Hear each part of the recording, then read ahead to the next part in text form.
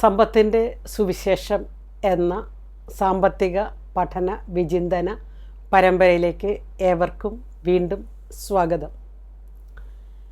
ഈ പരമ്പരയിലൂടെ നമ്മൾ സമ്പത്തിനെ എങ്ങനെ കൈകാര്യം ചെയ്യണം, സമ്പത്ത് എങ്ങനെ സൃഷ്ടിക്കണം, അതിനെ എങ്ങനെ പരിപാലിക്കണം, അതിനെ എങ്ങനെ വളർത്തണം, സമ്പത്ത് എങ്ങനെ നിക്ഷേപമാക്കണം, അടുത്ത തലമുറയ്ക്ക് ഇതപ്രകാരം ഉപകാരപ്രദമായ രീതിയിൽ കൈമാറ്റം ചെയ്യാൻ സാധിക്കണം തുടങ്ങിയ കാര്യങ്ങളാണ് നമ്മൾ ഓരോ എപ്പിസോഡിലൂടെയും വിശകലനം ചെയ്തുകൊണ്ടിരിക്കുന്നത്.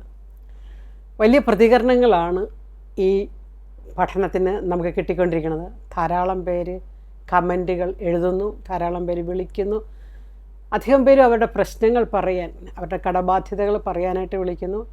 ചിലരെങ്കിലും സാമ്പത്തികമായി ഉയർന്നവരോടോ അല്ലെങ്കിൽ മറ്റൊരു ശ്രേണിയിലുള്ളവരോടുള്ള അമർഷം രേഖപ്പെടുത്താനും, ചിലരൊക്കെ ദൈവത്തെ തന്നെ കുറ്റപ്പെടുത്താനും, എന്തിനാ ദൈവൻ സമ്പന്നന്മാരെയും ദരിദ്രരെയും ഇങ്ങനെ രണ്ടായിട്ട് സൃഷ്ടിച്ചത്, ഇങ്ങനെയൊക്കെ പറഞ്ഞുകൊണ്ടുള്ള അവരുടെ ചില ആശങ്കകൾ, ആശയക്കുഴപ്പങ്ങൾ, ഇതൊക്കെ പരിഹരിക്കാനായിട്ടൊക്കെ വിളിക്കുന്നു, എഴുതുന്നു. വലിയ സന്തോഷമാണ് തോന്നുന്നത്. കാരണം ഈ വിഷയം മനുഷ്യഹൃദയങ്ങളിലേക്ക് എത്തിച്ചേരുന്നു എന്നതിൻ്റെ ഒരു അടയാളമാണിത്. രണ്ടാമത്, മനുഷ്യജീവിതത്തിൻ്റെ ദൈനംദിന ജീവിതത്തിൻ്റെ അവനെ സ്വാധീനിക്കുന്ന അല്ലെങ്കിൽ അവനെ സ്പർശിക്കുന്ന ഏറ്റവും പ്രധാനപ്പെട്ട ഒരു ഘടകമായതുകൊണ്ടും സമ്പത്ത് മനുഷ്യജീവിതത്തെ കുറേ കൂടി മനോഹരമാക്കാൻ സഹായകരമായ ഒന്നായതുകൊണ്ടും ഇത് ഏറെ ഹൃദയസ്പർശിയാകുന്നു എന്നത് വളരെ സന്തോഷകരമാണ്.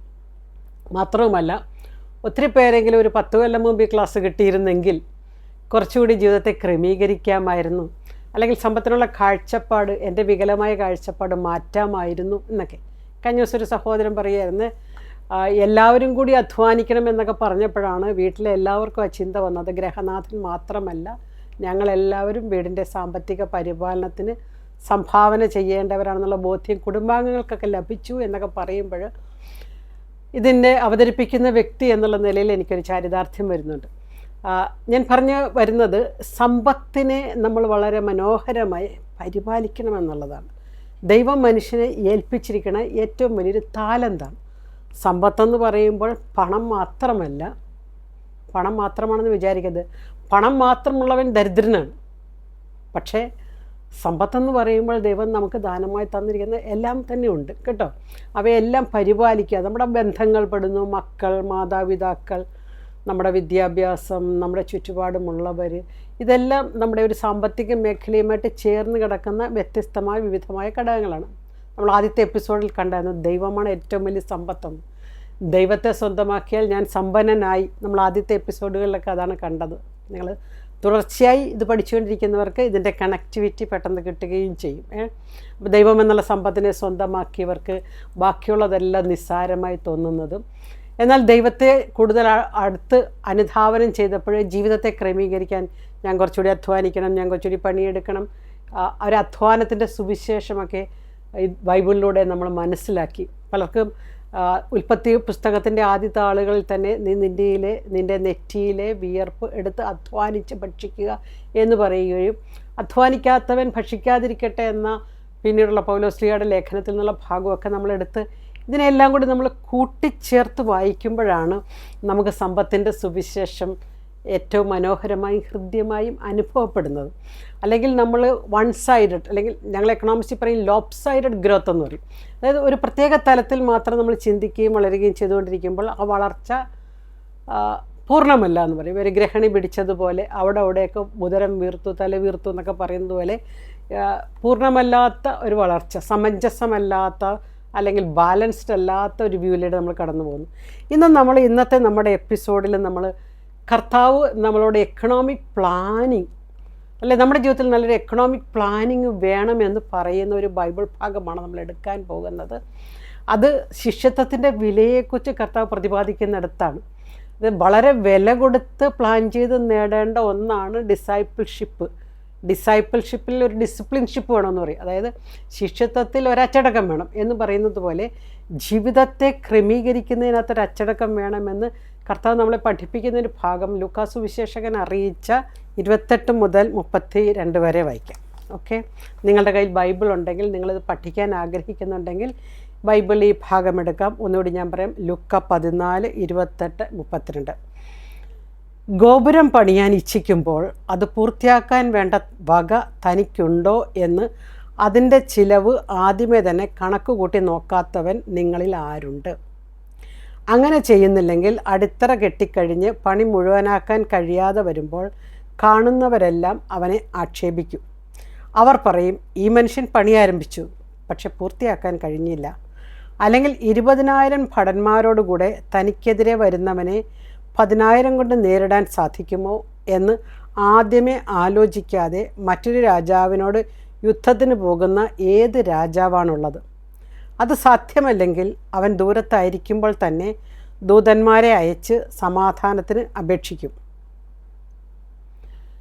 2 തരത്തിലുള്ള ജീവിത സാഹചര്യങ്ങളെയാണ് ഈ സുവിശേഷകൻ നമ്മുടെ മുമ്പിൽ അവതരിപ്പിക്കുന്നത്. ഒന്ന് ഒരു കെട്ടിടം പണിയുടെ കോണ്ടെക്സ്റ്റാണ്, ഒന്ന് ഒരു യുദ്ധത്തിൻ്റെ കോണ്ടെക്സ്റ്റാണ്. രണ്ടിനും വളരെ പ്ലാനിങ് ആവശ്യമാണ്, ആസൂത്രണം എന്ന് പറയും അല്ലേ. സാമ്പത്തിക ആസൂത്രണത്തിൻ്റെ പടവുകൾ നമ്മളൊരു എപ്പിസോഡിൽ കണ്ടു. ഈ പടവുകളിലേക്ക് വെളിച്ചം വീശുന്ന വചനഭാഗമാണിത്. അതായത് ഒരാൾ ഒരു വീട് പണിയുക, അല്ലെങ്കിൽ കെട്ടിടം പണിയുന്നു, അല്ലെങ്കിൽ ഗോപുരം, ഇവിടെ ഗോപുരം എന്ന് പറയുന്നത് അല്ലേ, ഒരു കെട്ടിടം പണിയാൻ ആഗ്രഹിക്കുമ്പോൾ അതിലൊന്ന് പ്ലാൻ ചെയ്യുന്നുണ്ട്. അയാളുടെ മനസ്സിൽ കുറച്ച് ഐഡിയാസ് ഉണ്ട്. ബേസ്മെൻറ്റിന് ഇത്ര രൂപ ചിലവാകും, സ്ട്രക്ചറിന് ഇത്ര രൂപ ചിലവാകും, റൂഫിങ്ങിന് ഇത്ര ചിലവാകും, ഫൈനൽ ടച്ചപ്പ് അല്ലെങ്കിൽ പ്ലംബിങ്, ഇലക്ട്രിക്കൽ, കാർപ്പൻട്രി വർക്കുകൾക്കൊക്കെ ഇത്രയാകും. ഇതൊക്കെ ഒരു റഫ് കാൽക്കുലേഷൻ മനസ്സിലുണ്ടാകും. കയ്യിൽ ഇത്ര രൂപയുണ്ട്, അല്ലെങ്കിൽ കയ്യിൽ ഇത്ര സ്വർണ്ണമുണ്ട്, ബാങ്കിൽ നിന്ന് ഇത്ര ലോൺ എടുക്കാം. ഇതൊക്കെ ഒരു കാൽക്കുലേഷനാണ്. ഈ കാൽക്കുലേഷൻ ചെയ്യാത്തവൻ ആരുണ്ട് എന്നാണ് കർത്താവ് ചോദിക്കുന്നത്. ദാറ്റ് മീൻസ് ദൈവം മനുഷ്യന് തന്നിരിക്കുന്ന വിവേചന അധികാരം അല്ലെങ്കിൽ വിവേചന ശക്തി, ദ ഗിഫ്റ്റ് ഓഫ് ഡിസേൺമെൻറ്റ്, അതൊരു വിവേകവും വിവേചനവുമാണ്. വിവേചനം എന്ന് പറയുമ്പോൾ the ability to choose good or bad, നല്ലതും മോശമായതും തിരഞ്ഞെടുക്കാനുള്ള അവൻ്റെ റൈറ്റ്.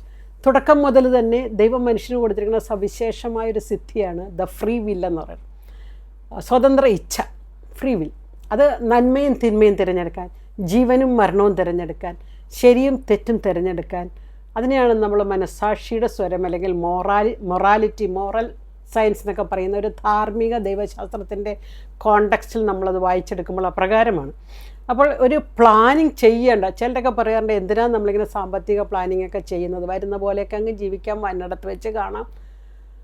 ഒരു പരിധിവരെ ഒരു പ്രത്യേക കോണ്ടെക്സ്റ്റിലാണ് പറയുന്നത് ശരിയാണെങ്കിൽ തന്നെയും ജീവിതത്തെ മൊത്തത്തിലാകുമ്പോൾ കർത്താവ് തരുന്നത് നമുക്കൊരു വിവേകത്തിൻ്റെ, വിവേചനത്തിൻ്റെ, ആസൂത്രണത്തിൻ്റെ ഒരു വരമാണ്. മനുഷ്യന് മാത്രമാണ് ദീർഘകാല ആസൂത്രണം ചെയ്യാനുള്ള കഴിവുള്ളത്. ദീർഘകാല ആസൂത്രണം ചെയ്യാൻ കഴിവുള്ളത് കൊണ്ടാണ് നമ്മുടെ വിദ്യാഭ്യാസ സ്ഥാപനങ്ങൾ, ആതുരാലയങ്ങൾ, സേവന സ്ഥാപനങ്ങളൊക്കെ നടത്തിക്കൊണ്ട് പോകുന്നത്. പലപ്പോഴും വിദ്യാഭ്യാസ സ്ഥാപനങ്ങളൊക്കെ നമ്മൾ ലക്ഷങ്ങൾ കോടികൾ മുടക്കി സ്ഥാപനം തുടങ്ങിക്കഴിയുമ്പോൾ ഒരു പക്ഷേ 10 വർഷം 15 വർഷം കഴിയുമ്പോഴൊക്കെ ആയിരിക്കും അതിൻ്റെ തുടങ്ങിയതിൻ്റെ കടം വീട്ടാനൊക്കെ സാധിക്കുന്നത്. പക്ഷേ ലോങ് ടേം പ്ലാൻ ഉണ്ട്. കാരണം ഒരു കൊച്ച് 1ാം ക്ലാസ്സിൽ ഈ സ്കൂളിൽ വന്ന് ചേർന്നാൽ 12ാം ക്ലാസ് വരെ 12 വർഷം കഴിഞ്ഞ് ആ കൊച്ചു പോകുമ്പോൾ ആ കുട്ടിയിൽ നിക്ഷേപിക്കുന്ന വിദ്യാഭ്യാസത്തിന് അനന്ത സാധ്യതകൾ ഓർക്കുമ്പോൾ തുടക്കത്തിൽ മുടക്കിയ ലക്ഷങ്ങൾ അത്യാവശ്യമായതുകൊണ്ട്, അത് പ്രധാനപ്പെട്ടതായതുകൊണ്ട് അങ്ങനെ തന്നെ ചിലവാക്കുന്നതിൽ തെറ്റില്ല എന്നൊരു ചിന്ത വരുന്നു. പലപ്പോഴും ലോങ് ടേം പ്ലാനിങ് ഉള്ളതുകൊണ്ടാണ് നമ്മൾ സഭയിൽ നമ്മൾ ശ്രദ്ധിച്ചു കഴിഞ്ഞാൽ സഭയുടെ സാമൂഹ്യ സേവന വിഭാഗങ്ങളൊക്കെ ഓരോന്നൊക്കെ ചെയ്യുന്നത് ഈ ലോങ് ടേം പ്ലാനിങ്ങിലൂടെയാണ്. നമ്മുടെ ദേവാലയങ്ങളൊക്കെ 2-3 തലമുറകൾക്ക് വേണ്ടി നമ്മൾ പണിയുമ്പോൾ മനോഹരമാക്കുന്നു, വലുതാക്കുന്നു. 2-3 തലമുറകൾക്ക് വേണ്ടിയുള്ളതാണല്ലോ എന്ന് ഓർക്കുന്നു. അപ്പോൾ ഇതെല്ലാം ഒരു ലോങ് ടേം പ്ലാനിങ്ങിലാണ്. അപ്പോൾ ഇങ്ങനെ കണക്ക് കൂട്ടി നോക്കാത്തവൻ നിങ്ങളിൽ ആരുണ്ടെന്ന് കർത്താവ് പറയാണ്. That means planning is good. Plan ചെയ്യുന്നതിനകത്തൊരു തെറ്റുമില്ല. അപ്പോൾ ചോദിക്കാൻ നമ്മൾ കഴിഞ്ഞൊരു എപ്പിസോഡിൽ കണ്ട് നാളെ നമ്മൾ ഉണ്ടാകുമോ എന്നറിയത്തില്ല, പിന്നെ നമ്മൾ എന്തിനാണ് ഇന്ന് ഇത്രയും പ്ലാൻ ചെയ്യുന്നത്? അത് ദൈവത്തിൻ്റെ കയ്യിലാണ്. ദൈവം ഇന്ന് നമുക്ക് തന്നിരിക്കുന്നു, ഇന്ന് നമുക്ക് നാളെക്കുറിച്ച് നമുക്കറിയത്തില്ല, ഇന്ന് നമുക്ക് തന്നിരിക്കുന്നു. ഇന്ന് നമുക്ക് വിവേക അധികാരം, വിവേചനത്തിൻ്റെ അധികാരം, അല്ലെങ്കിൽ ദ ഫ്രീ വില്ല്, ദ ചൂസ് ചെയ്യാനുള്ള വകുപ്പ്, ഇതൊക്കെ നമുക്ക് ഇന്ന് ദൈവം തന്നിരിക്കുന്നു. ചിലർ പറയും നമ്മളെല്ലാം മരിച്ചു പോകാനുള്ള മനുഷ്യരല്ലേ, എന്തിനാ സ്വരുക്കൂട്ടി വെക്കണം, മരിച്ചു കഴിഞ്ഞാൽ ഇതൊക്കെ കൊണ്ടുപോകുമോ എന്ന് ചോദിക്കുന്ന മനുഷ്യരോട് എന്നോട് വെച്ചാൽ മരിച്ചു കഴിഞ്ഞാൽ നമ്മളിതൊന്നും കൊണ്ടുപോകണില്ല, പിന്നെ എന്തിനാണ്? ജീവിക്കുമ്പോൾ മാന്യമായി നന്നായി ജീവിക്കാൻ വേണ്ടിയാണ് നമ്മൾ അധ്വാനിക്കുന്നതും പണിയെടുക്കുന്നതുമൊക്കെ. സഭയെ ഈ രീതിയിൽ ചിന്തിപ്പിച്ച സഭയുടെ ഏറ്റവും വലിയൊരു പണ്ഡിതൻ അല്ലെങ്കിൽ സഭാപിതാവാണ് സെയിൻറ്റ് തോമസ് അക്വീനസ്. സഭയുടെ അല്ലെങ്കിൽ നമ്മൾ ഇന്ന് പഠിക്കുന്ന ദൈവശാസ്ത്രത്തിൻ്റെയൊക്കെ ഒരു കുലപതി എന്നൊക്കെ വിശേഷിപ്പിക്കാൻ തക്കവിധം ദൈവശാസ്ത്രം എന്ന സയൻസ് ഡെവലപ്പ് ചെയ്ത് രൂപീകരിച്ച് നൽകിയതിലെ അഗ്രഗണ്യനായ സഭാപിതാവ് സെൻറ്റ് തോമസ് അക്വിനാസ് പറയുന്നത് മനുഷ്യ പ്രയത്നത്തിൻ്റെ പിന്നിൽ 4 പർപ്പസ് ഉണ്ടെന്നാണ്. സുമ്മാ തിയോളജിയ എന്നുള്ള ഗ്രന്ഥം ചിലരെങ്കിലുമൊക്കെ പഠിച്ചിട്ടുണ്ടാകും, ചിലർ കണ്ടിട്ടുണ്ടാകും. സെൻറ്റ് തോമസ് അക്വിനാസ് പറയുകയാണ് മാനുവൽ ലേബറിന് എന്ന് പറഞ്ഞാൽ മനുഷ്യ പ്രയത്നത്തിന് 4 ലക്ഷ്യങ്ങളാണുള്ളത്. ഒന്ന്, ഒബ്റ്റെയിനിങ് ഫുഡ്.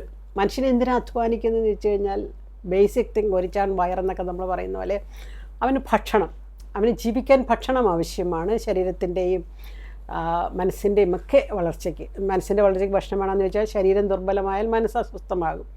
അതുകൊണ്ട് ഭക്ഷണത്തിന് വേണം. രണ്ടാമത് അദ്ദേഹം പറയുന്നു റിമൂവിങ് ഐഡിൽനെസ് ആൻഡ് ടെംപ്റ്റേഷൻസ്. പണിയെടുക്കുന്നവന് അല്ലെങ്കിൽ അവൻ്റെ ജീവിതത്തിൽ നിന്ന് ആ മടിയുടെ അല്ലെങ്കിൽ മറ്റ് പ്രലോഭനങ്ങളൊക്കെ നമ്മൾ അധ്വാനിക്കുന്ന മനുഷ്യർക്കുള്ള തിരക്ക് പിടിച്ച മനുഷ്യർ നിങ്ങൾ ശ്രദ്ധിച്ചിട്ടുണ്ടോ? തിരക്ക് പിടിച്ച് പണിയെടുക്കുന്ന മനുഷ്യർ ശ്രദ്ധിച്ചിട്ട് പല പല കാര്യങ്ങൾക്കായിരിക്കാം. രാവിലെ അവർ എഴുതുന്നു, അവരുടെ പ്രഭാത കാര്യങ്ങളൊക്കെ ചെയ്യുന്നു, അടുക്കളയിൽ ഭാഗം ചെയ്യുന്നു, പള്ളിയിൽ പോകുന്നു, പിന്നെ വീട്ടിലെ മറ്റു കാര്യങ്ങൾ ചെയ്യുന്നു, പിന്നെ ഓഫീസിലേക്ക് അല്ലെങ്കിൽ ജോലിക്ക് പോകുന്നു, പിള്ളേരുടെ ഹോംവർക്ക് ചെയ്യിക്കുന്നു, പിള്ളേരെ തിരക്ക് പിടിച്ച മനുഷ്യർ നിങ്ങൾ കണ്ടിട്ടുണ്ടോ? അവരുടെ ജീവിതത്തിൽ അനാവശ്യമായ ടെംപ്റ്റേഷൻസും ഐഡിൽനെസ്സും ഇല്ല. ഈ idle mind is devils workshop എന്നൊരു സേയിങ് ഉണ്ടല്ലേ.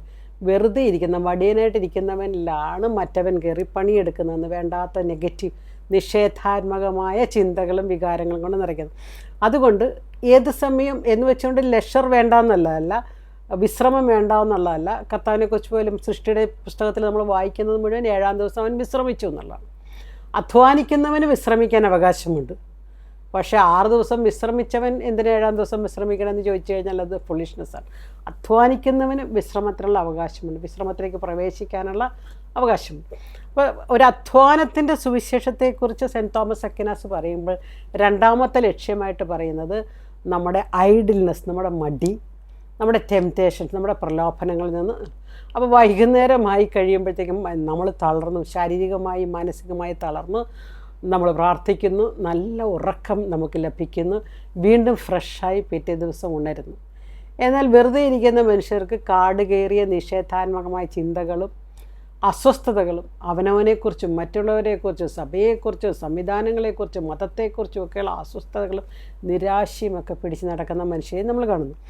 സെൻറ്റ് തോമസ് അക്വിനാസ് പറയുന്നു മൂന്നാമത്തെ പർപ്പസ്, മനുഷ്യൻ പണിയെടുക്കുന്നതിൻ്റെ മൂന്നാമത്തെ പർപ്പസ് ടു കർബിങ് അൺനെസസറി ഇൻ്റർവെൻഷൻസ് എന്ന് പറഞ്ഞ അർത്ഥം ആവശ്യമില്ലാത്ത കാര്യങ്ങളിലേക്ക് തലയിടുന്നു.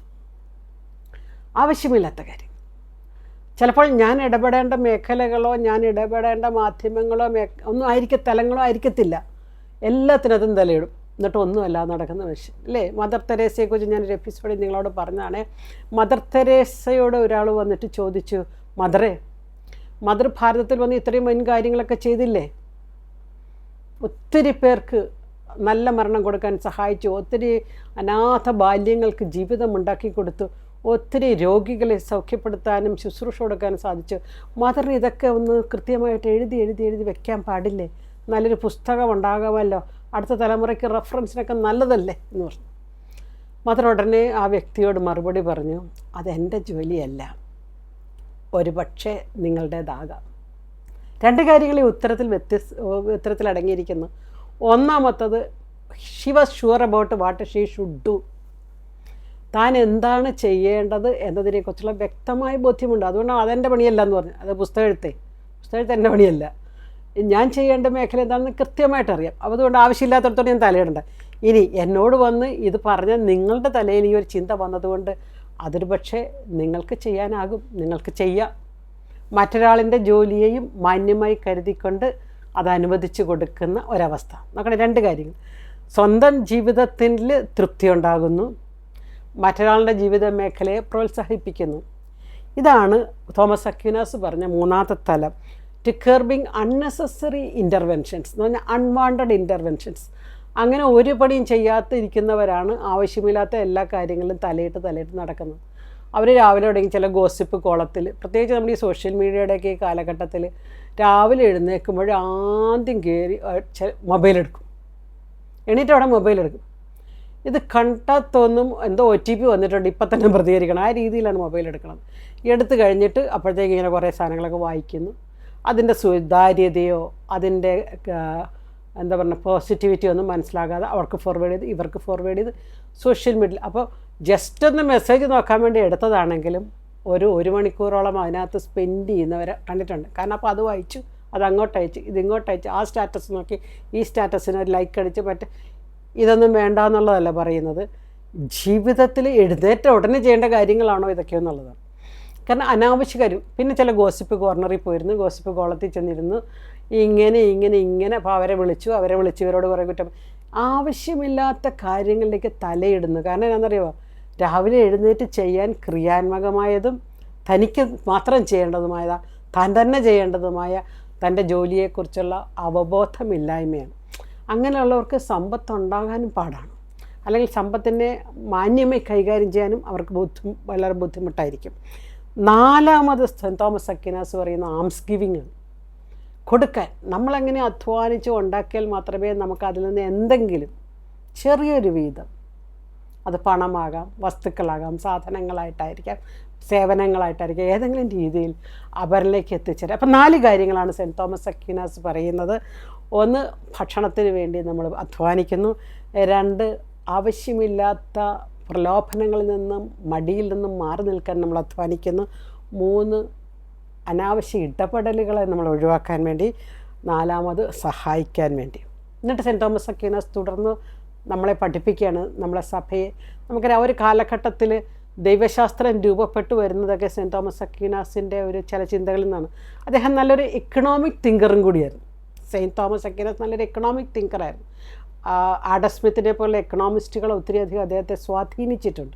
ഈ സ്വാധീനത്തിൽ നിന്നാണ് അദ്ദേഹത്തിൻ്റെതായ ഒരു ഇക്കണോമിക്സ് ഫ്രെയിം വർക്ക് സഭയ്ക്കും സമൂഹത്തിനും നൽകുന്നത്. അദ്ദേഹം പറയുന്നത് പലതരം തൊഴിലുണ്ട്, തൊഴിൽ തന്നെ പല വ്യത്യസ്തമായ രീതിയിലുണ്ട്. 1, ഇൻ്റലക്ച്വൽ ലേബർ എന്ന് പറയും, ബൗദ്ധികമായ തൊഴിൽ. ബുദ്ധി ഉപയോഗിച്ചുകൊണ്ട് ചിന്തിപ്പിച്ച് നമ്മൾ ശ്രദ്ധിച്ചിട്ടില്ലേ, ചില പോളിസി മേക്കിംഗ് ആൾക്കാരും നയരൂപീകരണവുമായിട്ട് ബന്ധപ്പെട്ട് പ്രവർത്തിക്കുന്നവർ, അവർ ഇൻ്റലക്ച്വൽ വർക്കിലാണ്. അല്ലെങ്കിൽ ഒരു അധ്യാപകൻ, അല്ലെങ്കിൽ സയൻറ്റിസ്റ്റുകൾ, ഗവേഷകർ, അവരെല്ലാം ഇൻ്റലക്ച്വൽ വർക്കിലാണ്. ചിലർക്ക് ഇൻ്റലക്ച്വൽ വർക്കായിരിക്കും. 2ാമത് സെൻറ്റ് തോമസ് അക്വിനാസ് പറയുന്നത് സർവീസ് സെക്ടറാണ്, സേവന മേഖല. അത് അധ്യാപനം ഒരു സേവന മേഖല, നേഴ്സിംഗ് ഒരു സേവന മേഖലയാണ്, പ്രൊഡക്ഷൻ ഉൽപ്പാദനം ഒരു സേവന മേഖലയാണ്. ഉൽപ്പാദന സേവന മേഖല എന്ന് പറയുന്നതിൻ്റെ അർത്ഥം ഉൽപ്പാദിപ്പിക്കപ്പെടുന്ന വസ്തുക്കൾ മറ്റുള്ളവർക്ക് ലഭ്യമാക്കുന്നു. അപ്പോൾ മറ്റുള്ളവർക്ക് ആവശ്യമായ വസ്തുക്കൾ ഞാൻ ഉണ്ടാക്കുന്നു, ഒന്നുകിൽ ഞാൻ അസംബിൾ ചെയ്തുണ്ടാക്കുന്നു, അല്ലെങ്കിൽ ഞാൻ വിഘടിപ്പിച്ചുണ്ടാക്കുന്നു. ഞാനങ്ങനെ പ്രൊഡക്ഷനിൽ ഏർപ്പെടുമ്പോൾ, ഉൽപ്പാദനത്തിൽ ഏർപ്പെടുമ്പോൾ, പ്രൊഡക്റ്റീവ് കാര്യങ്ങൾ ചെയ്യുമ്പോൾ അതൊരു സേവന മേഖലയായി. അത് മറ്റുള്ളവർക്ക് നല്ല രീതിയിൽ ഉപയോഗിക്കാൻ പറ്റിയൊരു സാധനമായിട്ട് മാറുന്നു. 3ാമത്തത് സ്കിൽഡ് ലേബറാണ്. സ്കിൽഡ് ലേബർ എന്ന് തോമസ് അക്വിനാസ് ഉദ്ദേശിക്കുന്ന ടെക്നിക്കൽ സ്കില്ലുകളെക്കുറിച്ചാണ്. നമ്മൾ ജന്മന ഉള്ളതല്ല, ട്രെയിനിങ്ങിലൂടെ ഏൺ ചെയ്ത് വരുന്ന കഴിവുകൾ, സാധ്യതകൾ. ഇങ്ങനെ ഇത് 3മാണ് സെൻറ്റ് തോമസ് അക്വിനാസിൻ്റെ ആശയപരമായിട്ട് പറയുമ്പോൾ തൊഴിൽ മേഖലകൾ. 1 ബൗദ്ധികം, 2 സേവനം, 3 സ്കിൽ, നിപുണത അല്ലെങ്കിൽ നിപുണനം എന്നൊക്കെ നമ്മൾ മലയാളത്തിൽ പറയാം. ചില നൈപുണ്യം എന്നാണ്. അപ്പം പല സ്കില്ലും ചിലതൊക്കെ ഇപ്പോൾ പ്രസംഗിക്കുക നമ്മളൊരു സ്കില്ലായിട്ട് കാണുന്നു. അത് ജന്മന ഒരു 30%-ഉം 70% പരിശീലനത്തിൽ നിന്നുമാണ്. പാട്ടുകാർ അതൊരു സ്കില്ലാണല്ലേ. അതും ഇതുപോലെ തന്നെയാണ്. ജന്മന കിട്ടുന്നതിൻ്റെ കൂടെ പരിശീലനത്തിലൂടെ ഇങ്ങനെ വീണ്ടും ഞാൻ എൻ്റെ ഒരു പ്രസംഗ പരിശീലന അക്കാഡമിയിൽ ക്ലാസ് എടുക്കുന്നുണ്ട്. അവിടെ ഞാൻ കണ്ടിട്ടുണ്ട് പലപ്പോഴും ഒരു ചെറിയ സ്വാഗത പ്രസംഗം പോലും പറയാൻ വലിയ കഴിവില്ലാത്തവർ, അല്ലെങ്കിൽ സ്റ്റേജ് ഫിയറൊക്കെ ഉള്ളവർ അക്കാഡമിയിലേക്ക് വന്നതിന് ശേഷം പരിശീലനത്തിലൂടെ 1000-ങ്ങളെ 10,000-ങ്ങളെ മനോഹരമായി അഡ്രസ്സ് ചെയ്യുന്ന രീതിയിൽ അവർ വളരുന്നത്. അതാണ് ഞാൻ പറഞ്ഞത്, 30% ജന്മം കൊണ്ട് ലഭിക്കുന്നതും 7% പരിശീലനം കൊണ്ട് ലഭിക്കുന്നത്. അതാണ് തോമസ് അക്വിനാസ് സ്കിൽഡ് ലേബർ എന്ന് പറയും. അത് പല രീതിയിലുള്ള സ്കില്ലാകാം, ടെക്നിക്കൽ സ്കില്ലാകാം, കമ്പ്യൂട്ടർ സ്കില്ലാകാം. ഇപ്പോൾ നമ്മൾ AI-യുടെയൊക്കെ കാലമാണല്ലേ. AI എങ്ങനെ ഉപയോഗിക്കണം, എങ്ങനെ ഉപയോഗിക്കരുത് എന്നുള്ളതിനെക്കുറിച്ചൊക്കെയുള്ള ചില സ്കില്ലുകൾ. അതുപോലെ തന്നെ ഒരു പക്ഷേ കാർപ്പൻട്രിയോ പ്ലംബിങ്ങോ ടെക്നിക്കലായിട്ടുള്ള മറ്റെന്തെല്ലാം സ്കില്ലുകളുണ്ട്. ഈ സ്കില്ലുകളിലൊക്കെ കൂടിയാണ് ഞാൻ പറഞ്ഞത്. അപ്പോൾ ഒരു economic self sufficiency, Saint Thomas അക്വിനാസിൻ്റെ ഒരു നല്ല വരിയാണ്, എനിക്ക് വളരെ ഇഷ്ടമുള്ളൊരു വരിയാണ്. Economic self sufficiency is more dignified, safe and civic life. Saint Thomas അക്വിനാസിൻ്റെ വരിയോട് എനിക്ക് വളരെ ഇഷ്ടമാണ്. എക്കണോമിക് സെൽഫ് സഫിഷ്യൻസി, സാമ്പത്തിക സ്വയം പര്യാപ്തത എന്നത് ഒരു ഡിഗ്നിഫൈഡ് എന്ന് പറഞ്ഞാൽ തന്നെ ഒരു മാന്യമായ, സേഫ് സുരക്ഷിതമായ ആൻഡ് സിവിക് ലവ് പൗരജീവിതമാണ്. എന്ന് പറഞ്ഞാൽ dignity of life is the right of every citizen. മാന്യമായ അന്തസ്സോടുകൂടി ജീവിക്കുക എന്നുള്ളത് ഏതൊരു പൗരൻ്റെയും അവകാശമാണ്. അത് സ്ത്രീയുടെയും പുരുഷൻ്റെയും നിറഭേദമന്യേ വർഗ്ഗഭേദമന്യേ എല്ലാവരുടെയും അവകാശമാണ്. എന്ത്? ഡിഗ്നിറ്റി ഓഫ് ലൈഫ്, മാന്യമായി ജീവിക്കാനാവുക എന്നുള്ളത്. അങ്ങനെ മാന്യമായിട്ട് ജീവിക്കുന്ന അവസ്ഥയാണ് എക്കണോമിക് സെൽഫ് സഫിഷ്യൻസി എന്ന് പറയുന്നത്. സാമ്പത്തിക ആധുനിക വാക്കുകളൊക്കെ ഉപയോഗിക്കുകയാണെങ്കിൽ ഫിനാൻഷ്യൽ ഫ്രീഡം. അന്നത്തെ സെൻറ്റ് തോമസ് അക്വിനാസിൻ്റെ വാക്കാണ് ഈ എക്കണോമിക് സെൽഫ് സഫിഷ്യൻസി. ഇന്ന് നമ്മൾ ആ ടെർമിനോളജിയെ ഒരു ഫൈനാൻഷ്യൽ ഫ്രീഡം എന്ന വാക്ക് ഉപയോഗിച്ചാൽ നമുക്ക് മനസ്സിലാകും. It's more dignified. അങ്ങനെ ഞാൻ എൻ്റെ കാര്യങ്ങൾ ഞാൻ നോക്കാൻ തക്ക വിധം ഞാൻ പണിയെടുക്കുകയും അധ്വാനിക്കുകയും മാന്യമായി ജീവിതത്തെ മുന്നോട്ട് കൊണ്ടുപോവുകയും ചെയ്യുമ്പോൾ അതൊരു സേഫ് ആൻഡ് സിവിക് ലൈഫാണ്. ഞാൻ സുരക്ഷിതനാണ്. അത് എൻ്റെ പൗരമേഖലയിലും സുരക്ഷിതമായിട്ട് കൊണ്ടുപോകാൻ സാധിക്കുന്നു. നമ്മുടെ പരിശുദ്ധ പിതാവ് ഫ്രാൻസിസ് മാർപ്പാപ്പ അദ്ദേഹം നമുക്കെഴുതിയ ഒരു സ്നേഹത്തിൻ്റെ സന്തോഷം അല്ലേ, Amoris Laetitia, the joy of love എന്ന അപ്പസ്തോലിക പ്രബോധനത്തിൽ ജോയ് ഓഫ് ലവ് നമുക്കറിയാം. ഫ്രാൻസിസ് മാർപ്പാപ്പയുടെ ബേസിക് ക്വാളിറ്റി എന്താണെന്ന് വെച്ചാൽ സന്തോഷത്തിൽ നിന്നാണ് ഈ അപ്പസ്തോലിക് എക്സോർട്ടേഷനൊക്കെ വരുന്നത്. അപ്പസ്തോലിക പ്രബോധനം സഭ നമുക്ക് തരുന്നത് എൻസൈക്ലിക്കൽസ് ഉണ്ട്, ചാക്രിക ലേഖനങ്ങളുണ്ട്, അപ്പസ്തോലിക് എക്സോർട്ടേഷൻസ് ഉണ്ട്, അതായത് അപ്പസ്തോലിക പ്രബോധനങ്ങളുണ്ട്, ദെൻ അപ്പസ്തോലിക തിരുവെഴുത്തുകളുണ്ട്. ഈ സ്നേഹത്തിൻ്റെ സന്തോഷം, ദ ജോയ് ഓഫ് ലവ് അല്ലെങ്കിൽ അമോറിസ് ലത്തീഷ്യ എന്നുള്ള ഈ ഒരു അപ്പസ്തോലിക പ്രബോധനത്തിൽ 23-ാം ഖണ്ഡികയിൽ ഫ്രാൻസിസ് മാർപ്പാപ്പ പറയുന്നു കേട്ടോ. സങ്കീർത്തനം 128 ആരംഭത്തിൽ പിതാവ് ഒരു തൊഴിലാളിയായി പ്രത്യക്ഷപ്പെടുന്നതാണ്. ദൈവത്തെ അവതരിപ്പിക്കുന്ന പോലും ഒരു വർക്ക് സ്റ്റൈലിലാണ്. നമുക്കറിയാം, ഉൽപ്പത്തി പുസ്തകം തുടങ്ങുന്നത് തന്നെ അധ്വാനിക്കുന്ന പിതാവായ ദൈവത്തെ അവതരിപ്പിച്ചുകൊണ്ടാണ്. എന്താണ് അധ്വാനം എന്ന് ചോദിച്ചാൽ സൃഷ്ടിയാണ്, പ്രപഞ്ചത്തിൻ്റെ സൃഷ്ടിയാണ്. എന്നിട്ട് തൻ്റെ സൃഷ്ടി കണ്ട് ആസ്വദിക്കുന്ന പിതാവായ ദൈവത്തെ അവതരിപ്പിച്ചുകൊണ്ടാണ് ഉൽപ്പത്തി പുസ്തകം ആരംഭിക്കുന്നത് തന്നെ. സങ്കീർത്തനം 128 എന്നിട്ട് പറയുന്നു, അയാൾ തൻ്റെ കൈകൾ കൊണ്ട് ചെയ്യുന്ന ജോലി കൊണ്ട് തൻ്റെ കുടുംബത്തിൻ്റെ ഭൗമിക ക്ഷേമവും പ്രശാന്തതയും സുസ്ഥിരമാക്കും. അധ്വാനിക്കുന്ന അപ്പനെക്കുറിച്ച് ഇവിടെ പറയുന്നത് കേട്ടോ. ഒരു കുടുംബത്തിലെ അപ്പൻ നല്ല അധ്വാനിക്കുന്ന മനുഷ്യനാണെങ്കിൽ അയാളുടെ ഗുണം എന്താണ്? സങ്കീർത്തനം 128:2 ഞാൻ ഒന്നുകൂടി വായിക്കാം. അങ്ങനെയുള്ള വ്യക്തി തൻ്റെ കൈകൾ കൊണ്ട് ചെയ്യുന്ന ജോലി കൊണ്ട് തൻ്റെ കുടുംബത്തിൻ്റെ ഭൗമിക ക്ഷേമവും പ്രശാന്തതയും സുസ്ഥിരമാക്കും. എന്നാലോചിച്ചേക്ക്. എല്ലാം ദൈവം തന്നുകൊള്ളും, ഒരു പണിയെടുക്കണ്ട, പണിയെടുത്താലെന്താ എടുത്തില്ലെന്താ, നമ്മുടെ കാര്യം നമുക്കറിയത്തില്ലല്ലോ എന്നൊക്കെ ചിന്തിക്കുന്നിടത്ത് സങ്കീർത്തകനിലൂടെ നമ്മളോട് വചനം പറയുന്നു, ഒരു കുടുംബത്തിൻ്റെ ഭൗമിക ക്ഷേമം മീൻസ് മെറ്റീരിയൽ വെൽഫെയർ,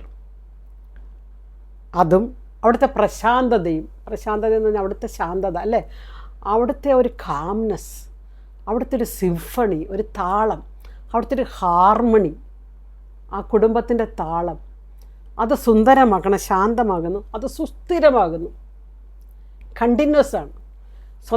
സുസ്ഥിരമായ എന്ന് പറഞ്ഞാലത്തെ ഒരു കണ്ടിന്യൂസ് ജേർണിയെക്കുറിച്ചാണ്. അപ്പോൾ കുടുംബത്തിൽ സമാധാനവും സന്തോഷവും ശാശ്വതമാക്കാൻ കുടുംബത്തിൻ്റെ മെറ്റീരിയൽ വെൽഫെയറിന് കൈകൾ കൊണ്ട് അധ്വാനിക്കുന്ന ഒരപ്പനെയാണ് 128-ാം സങ്കീർത്തനം നമ്മൾ പറയുന്നത്. അതിൻ്റെ 2-ാം വാക്യത്തിൽ ഇപ്രകാരം പറയുന്നു, നിൻ്റെ അധ്വാന ഫലം നീ അനുഭവിക്കും, നീ സന്തുഷ്ടനായിരിക്കും, നിനക്ക് നന്മ വരും. അപ്പം നമുക്ക് നന്മ വരാനും നമുക്ക് സന്തുഷ്ടി സ്വന്തമാക്കാനും ഹാപ്പിനെസ് ഉണ്ടാകാനും നമ്മുടെ ജീവിതത്തിൻ്റെ തന്നെ അധ്വാനത്തിൻ്റെ ഫലം നമ്മൾ അനുഭവിക്കാനും ഇടയാകും. സങ്കീർത്തനങ്ങൾ ബേസിക്കലി നമുക്കറിയാം പ്രാർത്ഥനകളാണ്, കൃതജ്ഞതാ പ്രാർത്ഥനകൾ, സ്തുതിപ്പിൻ്റെ പ്രാർത്ഥനകൾ.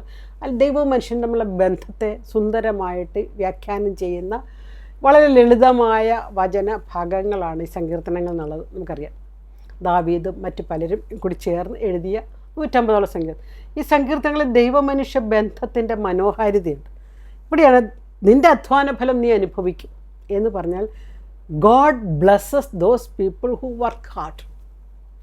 അധ്വാനിക്കുന്നവനെ ദൈവം അനുഗ്രഹിക്കും. അധ്വാനിക്കുന്നവരിലാണ് വീണ്ടും വീണ്ടും നന്മകൾ വന്ന് ചേരുന്നത്. നീ സന്തുഷ്ടനായിരിക്കും. You will be happy and നിനക്ക് നന്മ വരും. അപ്പോൾ മനുഷ്യമഹത്വത്തിൻ്റെ പറയുന്നുണ്ട്, മനുഷ്യമഹത്വത്തിൻ്റെ അത്യന്താപേക്ഷിതമായ ഒരു ഭാഗമാണ് അധ്വാനമെന്ന് ബൈബിൾ തുടക്കം മുതൽ നമ്മൾ വായിക്കുന്നു.